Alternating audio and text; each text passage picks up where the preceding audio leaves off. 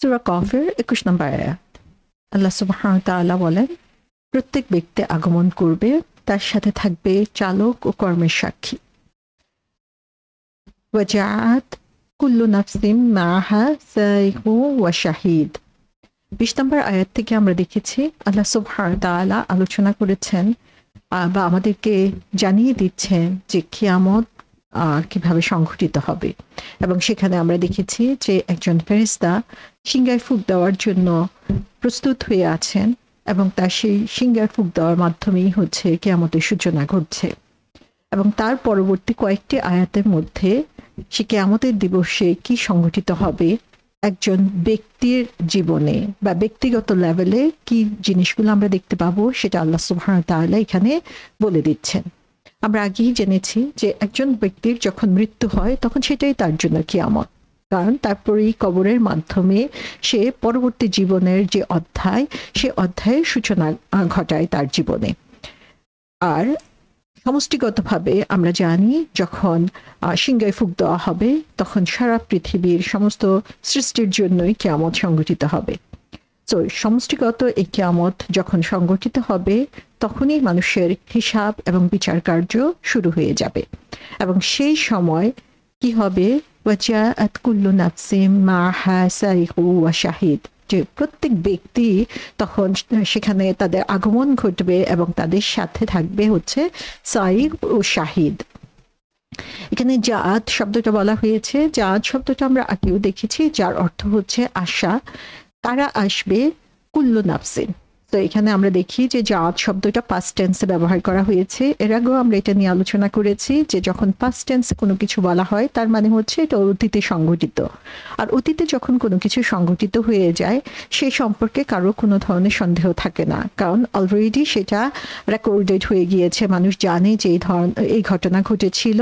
So এই ব্যাপারে মানুষের মধ্যে কোনো সন্দেহের অবকাশ থাকে না। আল্লাহ সুবহানাহু ওয়া তাআলা কিয়ামতের কথা বলতে গিয়ে, যদিও এটা ভবিষ্যতে সংঘটিত হবে, তারপর আল্লাহ সুবহানাহু ওয়া তাআলা পাস্ট টেন্স ব্যবহার করেছেন, অতীতকালের শব্দ ব্যবহার করেছেন।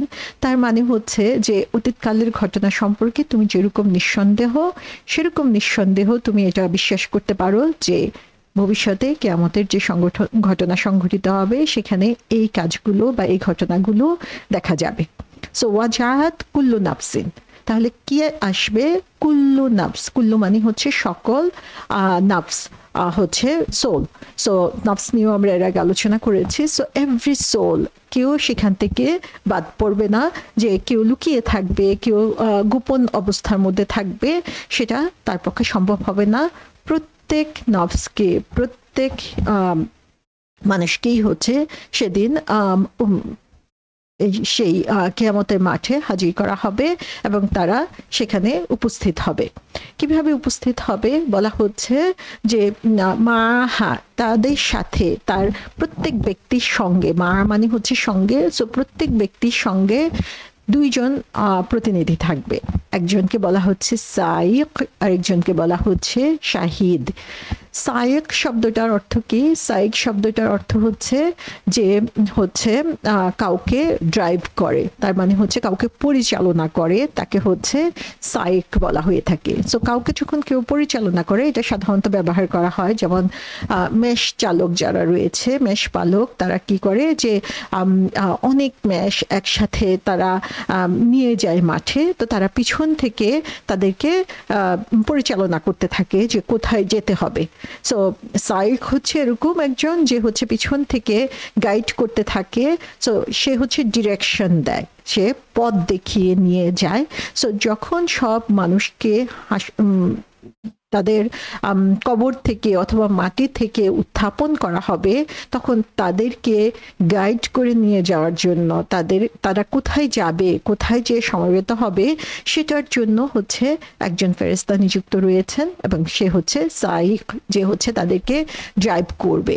সো এখানে আমরা দেখি যে একপাল পশুকে ড্রাইভ করার জন্য, পরিচালনা করার জন্য, যেমন মেষ পালক পিছন থেকে তাদেরকে পরিচালনা করতে থাকে, মানুষের অবস্থা হবে তখন তখন সেরকম যে তারা দিশেহারা অবস্থায় থাকবে, তারা জানবে না কোথায় যেতে হবে, পথহীন অবস্থার মতো, এবং তাদের কোনো আইডিয়া নাই যে যখন তারা সেই মাটি থেকে উত্থাপিত হবে তখন তাদের অবস্থাটা হচ্ছে সেরকম দিশেহারা অবস্থা, যে কোথায় যেতে হবে, কি করতে হবে, কোনো কিছুই তাদের কাছে বোধগম্য হবে না। তখন তাদেরকে গাইড করার জন্য একজন করে, প্রত্যেকের জন্য একজন করে সাইক নিযুক্ত করে দেওয়া হয়েছে এবং তাদেরকে একটা নির্দিষ্ট জায়গায় সমবেত করা হবে। সো এখানে বলা হয়েছে যে সাইক শব্দটা দিয়ে বোঝানো হয়েছে যে সেই ফেরেশতাদের কথা, যে এর আগেও আমরা কিরামুন কাতিবিনের কথা জেনেছি যে দুইজন সম্মানিত ফেরেশতা রয়েছে, তারাই এখন সাইক এবং শাহিদের দায়িত্ব পালন করবে। তো কোনো তাফসীরকারগণ বলেছেন যে এই সাইকের দায়িত্ব পালন করবে সেই ফেরেশতা যিনি হচ্ছেন আমাদের খারাপ আমলগুলো লিখে রাখতো, এবং শাহিদের দায়িত্ব পালন করবেন যিনি হচ্ছে আমাদের ভালো আমলগুলা লিখে রাখতেন। সো এই ব্যাপারে আমরা দেখি সূরা ইসরাতে আল্লাহ সুবহানাহু ওয়া তাআলা বলেছেন, আল্লাহ যাকে পথ প্রদর্শন করেন সেই তো সঠিক পথ প্রাপ্ত, এবং যাকে পথ ভ্রষ্ট করেন তাদের জন্য আপনি আল্লাহ ছাড়া কোনো সাহায্যকারী পাবেন না। আমি কিয়ামতের দিন তাদের সমবেত করব তাদের মুখে ভর দিয়ে চলা অবস্থায়, অন্ধ অবস্থায়, মুখ অবস্থায় এবং বধির অবস্থায়। তাদের আবাসস্থল জাহান্নাম। যখনই নির্বাপিত হওয়ার উপক্রম হবে আমি তখন তাদের জন্য অগ্নি আরো বৃদ্ধি করে দিব। সুবহানাল্লাহ। সেই কঠিন দিনে আল্লাহ সুবহানাহু ওয়া তাআলা যখন সবাইকে একত্রিত করবেন, আমরা দেখি যে দুনিয়াতে আমরা কত গর্ব অহংকার করি এবং ইচ্ছে করে আল্লাহ সুবহানাহু ওয়া তাআলার গাইডেন্স থেকে নিজেদেরকে দূরে সরিয়ে রাখি। সে তাদের অবস্থাটা কি হবে, সেখানে তারা অবস্থান করবে সে কিয়ামতের মাঠে, তারা আসবে মুখে ভর দিয়ে চলা অবস্থায়। আমরা দেখি যে কুকুর বা এ ধরনের যেসব জীব যাদেরকে আমরা নিকৃষ্ট মনে করি, সেই জীবগুলো মুখে ভর দিয়ে চলে এবং সেটা হচ্ছে তাদের জন্য নিকৃষ্ট অবস্থা। সো মানুষের অবস্থাটা হবে সেরকম, সেদিন তারা মুখে ভর দিয়ে, নাকে খত দিয়ে সেরকম ভাবে আল্লাহ সুবহানাহু ওয়া তাআলার কাছে উপস্থিত হবে। যদিও তারা দুনিয়াতে তাদের চোখ ছিল, মুখ ছিল, কান ছিল, যেগুলো তাদের হেদায়েতের উপায় ছিল, যার মাধ্যমে তাদের হেদায়েত লাভ করার কথা ছিল, তারা সেগুলোকে কাজে লাগায় নাই। সে কারণে তারা উপস্থিত হবে অন্ধ অবস্থায়, তারা কথা বলতে পারবে না, তারা কানে শুনতে পারবে না, এবং সেই অবস্থায় তাদেরকে জাহান্নামের আগুনের মধ্যে নিক্ষেপ করা হবে। আল্লাহ সুবহানাহু ওয়া তাআলা আমাদের সবাইকে সেই অবস্থা থেকে হেফাজত করুক। যে এরকম একটা অবস্থা হবে, আমরা দেখি কুল্লু নাফসিন বলা হয়েছে, যে সেখানে কোনো মানুষ, কোনো ব্যক্তি সেটা থেকে মুক্তি পেতে পারবে না। সো আমরা জানি যে সেই সময় যে যেমন আমল করেছে সেইভাবে হচ্ছে তাদেরকে ট্রিট করা হবে হাসরের ময়দানে। সো কাউকে ট্রিট করা হবে হচ্ছে সম্মানের সাথে, এবং কাউকে হচ্ছে খুবই নিকৃষ্ট এবং অমর্যাদার সাথে ট্রিট করা হবে। আল্লাহ সুবহানাহু ওয়া তাআলা আমাদেরকে সম্মানিত অন্তর্ভুক্ত করে দিন। এবং তারপরে বলা হচ্ছে যে শাহিদ মানে হচ্ছে সাক্ষী, যে হচ্ছে কোনো কিছু উইটনেস করে, কোনো কিছু দেখে এবং সেটার ব্যাপারে সে সাক্ষী হয়ে যায়। সো এখানে শাহিদ বলতে কি বোঝানো হয়েছে সে ব্যাপারে তাফসীরকারগণ বলেছেন যে শাহিদ বলতে মানুষের যে আমল, সে আমলের কথা বলা হয়েছে এখানে, যে সে যে আমল করেছে দুনিয়ার ব্যাপারে, সেই ব্যাপারে সে হচ্ছে সাক্ষী, সে সেটা অবলোকন করেছে, পর্যবেক্ষণ করেছে, রেকর্ড করেছে। সো যে কারণে হচ্ছে সে উইটনেস হয়ে গিয়েছে, সাক্ষী হয়ে গিয়েছে। সো এখানে সাক্ষী বলতে এক নম্বর হচ্ছে তাদের আমল নামা বোঝানো হতে পারে, তারা যে কাজ করেছে সেই কাজের সাক্ষী হিসাবে একজন উপস্থিত থাকবে। আর আরেকটা অর্থ বলা হয়েছে যে তার নিজের শরীরের অঙ্গ প্রত্যঙ্গ সেদিন তার জন্য সাক্ষী হয়ে যাবে। সুবহানাল্লাহ। আমরা জানি যে সে কিয়ামতের মাঠে মানুষের মুখকে সিল মেরে দেওয়া হবে, সে মানুষ তখন নিজের মুখে কিছু বলতে পারবে না, তখন তার হাত পা চোখ সেগুলো হচ্ছে সাক্ষী দিতে থাকবে যে তার চোখ দিয়ে সে কি করেছে, তার হাত দিয়ে সে কি করেছে, পা দিয়ে সে কোথায় গিয়েছে।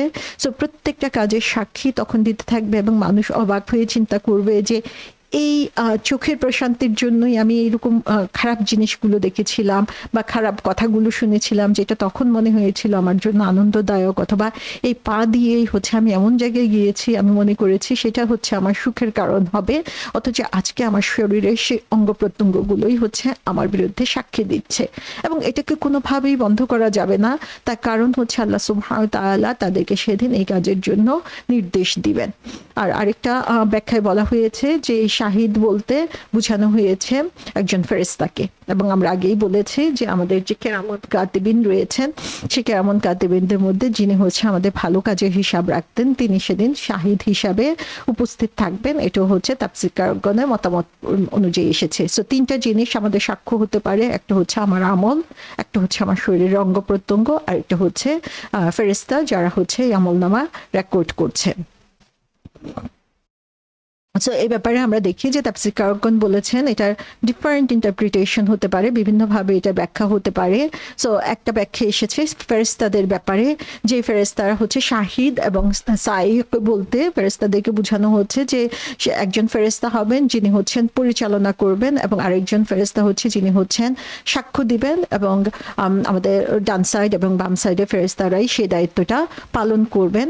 সেকেন্ড যে ইন্টারপ্রিটেশন সেটা আমরা দেখি যে এখানে হয়তোবা অ্যাঞ্জেলদের কথা বা ফেরেশতাদের কথা বোঝানো হয় নাই, বরং আমাদের খারাপ কাজগুলো হচ্ছে পিছন থেকে আমাদেরকে আঁকিয়ে নিয়ে যাবে পশুর মতো করে, আর আমাদের ভালো কাজগুলো হচ্ছে আমাদের জন্য সাক্ষী হয়ে যাবে। থার্ড যেটা বলা হয়েছে যে সেটা আমাদের শরীরের অঙ্গ প্রত্যঙ্গ, যেটা হচ্ছে আমরা খারাপ কাজে ব্যবহার করেছি, খারাপ কাজে তাদেরকে নিযুক্ত করেছি, তারা আমাদেরকে পিছন থেকে এরকম পশুর মতো তাড়িয়ে নিয়ে যাবে, আর আমাদের ভালো কাজে সহযোগী করেছি যেসব অঙ্গ প্রত্যঙ্গকে তারা হচ্ছে আমাদের জন্য সাক্ষী হয়ে যাবে। সো এই তিনটাই এখানে ব্যাখ্যা হতে পারে তাফসীরকারগণের মতামত অনুযায়ী, এবং সবগুলো একই সাথে যেমন সত্যি হতে পারে এর মধ্যে থেকে যে কোনোটাও আমাদের জন্য গ্রহণযোগ্য হতে পারে। তো আমরা যদি এই তিনটা জিনিসের উপরে খেয়াল করি তাহলে দেখব যে আমাদের যে ফেরেশতারা আমাদের আমলে হিসাব রাখছে তাদের ব্যাপারে আমাদের আসলে প্রতি মুহূর্তে সতর্ক হওয়া উচিত, কারণ তারা হচ্ছে তাদের কাজে এমনভাবে নিযুক্ত যে তাদের কাজে ফাঁকি দেওয়ার কোনো সুযোগ নাই। সাথে সাথে আমাদের এটাও চিন্তা করতে হবে যে আমরা যে কাজগুলো করে থাকি সেই কাজগুলো আমার জন্য আসলে সাক্ষী হচ্ছে নাকি আমার জন্য অসম্মানের কারণ হচ্ছে, সেটাও আমাদেরকে চিন্তা করতে হবে। এবং থার্ড যে জিনিসটা সেটা হচ্ছে আমার শরীরের অঙ্গ প্রত্যঙ্গ, এ ব্যাপারেও আমাদেরকে সচেতন হতে হবে যে আমরা আসলে এই শরীরের অঙ্গ প্রত্যঙ্গকে কোনভাবে কাজে লাগাচ্ছি, কি উদ্দেশ্যে কাজে লাগাচ্ছি। আল্লাহ সুবহানাহু ওয়া তাআলা দেওয়া এই নিয়ামত, এগুলো আল্লাহই আমাদেরকে দিয়েছেন, আমাদের নিজেদের পক্ষে আর কোনোটাই তৈরি করা অথবা পরিচালনা করা সম্ভব না, অথচ আল্লাহ দেওয়া এই নিয়ামতকে আমরা আল্লাহ অসন্তুষ্টির জন্য ব্যয় করছি কিনা, এবং এটাই হচ্ছে সর্বোচ্চ ধরনের অবিশ্বাস বা কুফরি বলা যায়, যে আল্লাহর নিয়ামতকে আল্লাহর বিরুদ্ধে কাজে লাগানো, এবং সেই ব্যাপারে আমাদেরকে সচেতন হওয়া। এ ব্যাপারে আমরা দেখি যে ইয়াহিয়া বিন রাফি যিনি হচ্ছেন ওসমান বিন আফফান রাদিয়াল্লাহু আনহু থেকে বর্ণনা করেছেন যে রাসূল সাল্লাল্লাহু আলাইহি ওয়াসাল্লাম ওসমান বিন আফফান রাদিয়াল্লাহু আনহু থেকে তিনি বর্ণনা করেছেন যে ওসমান বিন আফফান রাদিয়াল্লাহু আনহুকে তিনি বলতে শুনলেন যে তিনি রিসাইট করছিলেন এই আয়াতটা, ওয়াজাআত কুল্লু নাফসিম মাআহা সাইকু ওয়া শাহিদ, এবং তারপরে তিনি বললেন যে এই সাইক হচ্ছে যে হচ্ছে প্রত্যেকটা মানুষকে হচ্ছে আল্লাহ সুবহানাহু ওয়া তাআলার দিকে হাঁকিয়ে নিয়ে যাবে, এবং শাহিদ হচ্ছে যে তার যে কাজগুলো রয়েছে সে কাজের ব্যাপারে সাক্ষী হয়ে যাবে। সো এখানে আমরা দেখতে পাচ্ছি যে যাই হোক না কেন এই দুনিয়ার জীবনই হচ্ছে আমাদের সতর্ক হওয়ার সময়, কারণ আখিরাতে যে আমরা শুধু এর ফলাফলটুকুই দেখতে পাবো, সেখানে রিকম্পেনসেশনের কোনো সুযোগ নাই, আমাদের কাজের পরিবর্তন আনার কোনো সুযোগ নাই। আমরাই আমাদের কাজের ব্যাপারে অ্যাকাউন্টেবল, যে আমরা কিভাবে ব্যবহার করছি আমাদের শরীরের অঙ্গ প্রত্যঙ্গ, সেগুলো আমাদের জন্য সহায়ক হবে নাকি সেগুলো আমাদের বিরুদ্ধে সাক্ষী হয়ে যাবে, এবং যে ফেরেশতারা আমাদের রেকর্ড রাখছেন তাদের ব্যাপারেও আমরা সতর্কতা অবলম্বন করছি কিনা সে ব্যাপারেও আমাদেরকে সচেতন হতে হবে।